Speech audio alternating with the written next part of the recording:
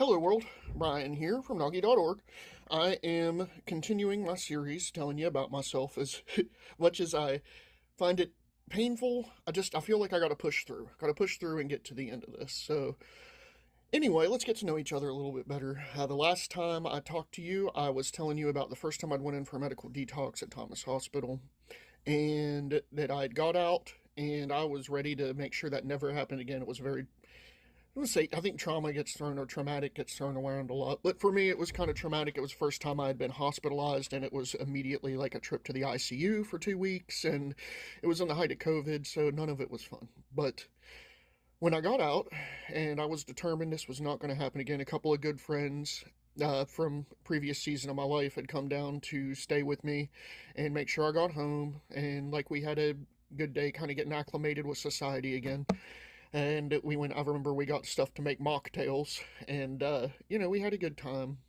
And I saw them, and then they went back home, and then I was left to go on with my life, I guess.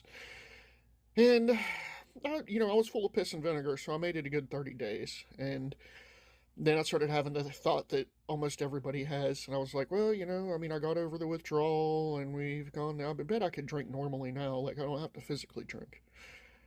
And immediately, I didn't even take a break because I started right where I left off. I started right back on a pint of vodka, chugging it to the face, drinking a little bit of water, and then getting ready to get into the other 3 or 4 pints of vodka that I had. And that was at this time when I was kind of manageable because eventually I just said F that and I just started buying handles. I'd go through one every day. Every day I'd go through a handle of vodka.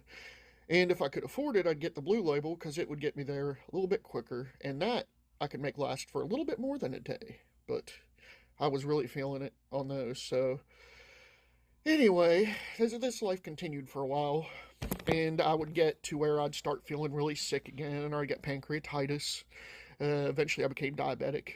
And I would go back to the hospital, I'd spend a weekend, and they'd send me home, and I'd make it 30 days, 60 days. One time I made it 90 days. And things were not going well. And my alcoholism continued, obviously, unabated. I was put on a liver transplant consultation where I had to go to the University of Kentucky. And at the time I was sober. For the first consultation, I went in, they gave me hepatitis vaccines and all of that because, at risk with all my liver damage. And kidneys at this point were in stage 3 failure, so I wasn't quite getting